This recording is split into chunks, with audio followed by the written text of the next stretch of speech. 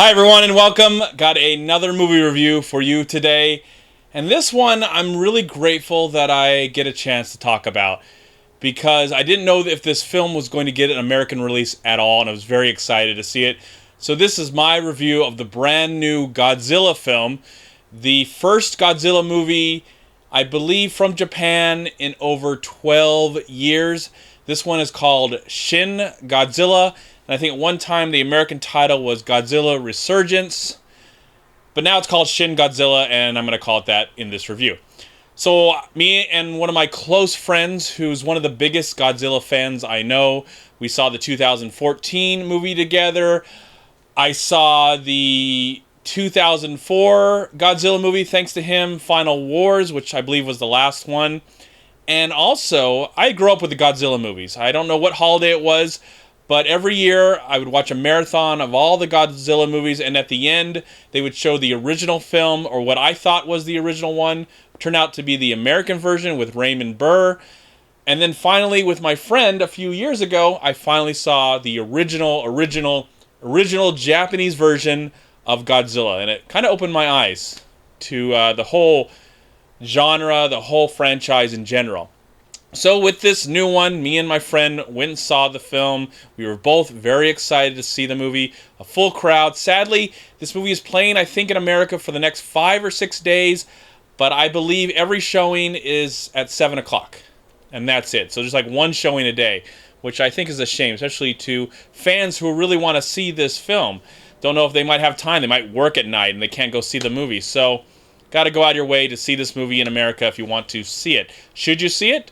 Well, I think, of course. I think if you're a Godzilla fan, you owe it to yourself to watch the movie. If you're a casual fan, sure, it's something different. And, you know, we've got a few American versions of Godzilla, some really terrible that are still watchable, and the 2014 one, which I really, really enjoyed, and I'm looking forward to the sequel to that. But I think in America, we've grown to love Godzilla as a franchise, as a film, as the greatest monster in history, and I really appreciate getting a chance to watch it as a kid and grow up with it, even though it was cheesy and goofy. I love big monster movies, and so very excited to see this new one. Now, new one takes place in modern day Japan, and it seems like it throws away everything that we've learned about Godzilla in the past. It looks like this is a real reboot, retelling, rehash of somewhat of the original film, but forgetting pretty much what's happened in the past with Godzilla and just shoving Godzilla in Japan in modern day and watching the government try and figure out how to get rid of Godzilla.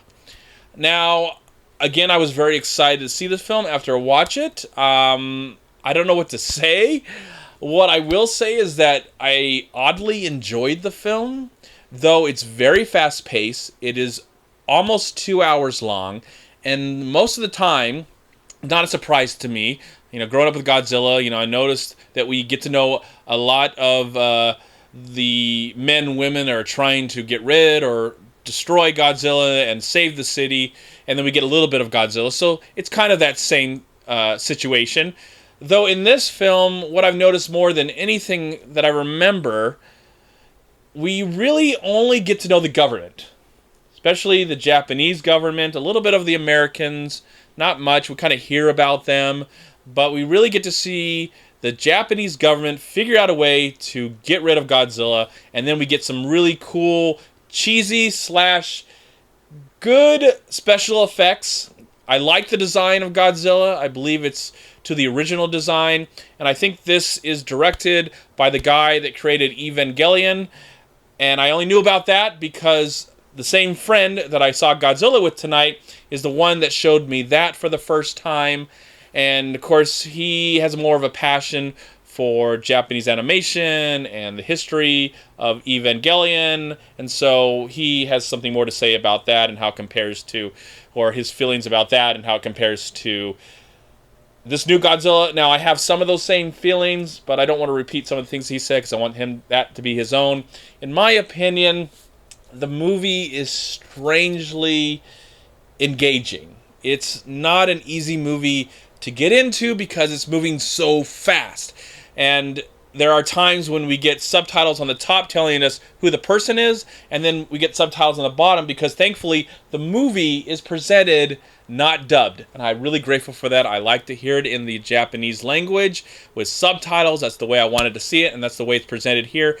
But if you really care who the people are, it's going to have a tough time because there's dialogue happening here, that the subtitles is happening here, and then you get some subtitles of who this person is. So after a while, I forgot. I cared less. It didn't really matter who the person was. I didn't care because there really is no human face to this film.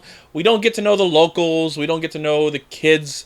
I don't think we get to know a single kid in this entire film that I noticed. We only get to know the adults, men and women, people in high power, people that are scientists, people that are figuring things out to get rid of Godzilla. That's all we get to know, and the dialogue is really fast. And so there's long periods of time where we get some character development, a little bit, not really that much, when it comes to the people who are working for the government. But it's the scenes we all look forward to, and there's a few.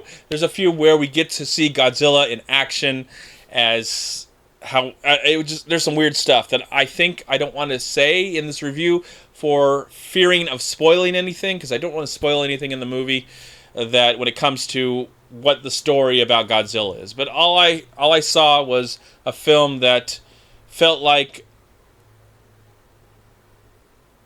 a new version of the old version. And my biggest complaint about the film is that it goes really fast when it comes to these boardroom scenes. I would have liked some more character development, maybe care about them, some emotion. There wasn't a lot of emotion, but it goes really, really fast. You have to really pay attention, read the dialogue, read the subtitles, or, you're just going to be bored. And then when it comes to a big, huge Godzilla sequence, you're going to love all that, because all that was pretty cool. All the cool design and all the interesting things I don't know if I've ever seen before in a Godzilla movie. But then it goes back to a lot of the backroom government bureaucrats, and they're figuring out how to do things. And that becomes quite tedious. But overall, it does move, even though it moves way too fast.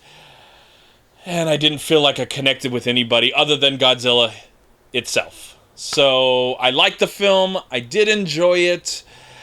I didn't love it. I wouldn't recommend this to the casual moviegoer, but if you are a Godzilla fan, I believe you owe it to yourself to check out this weird, strange, odd little film. I don't know where it's going to go here. I do like this approach. Though, to be honest with you, Godzilla Final Wars, I felt was a lot more fun. Again, more cheesy and goofy, and had a lot of great Godzilla isms or tropes or cliches.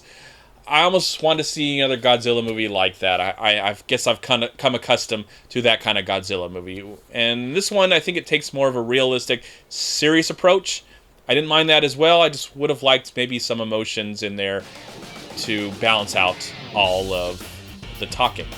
All right, everyone. I'm MovieManCHAD, and I am going to give Shin Godzilla, the brand new Japanese Godzilla film, and I hope that we don't have to wait 12 years for the next one.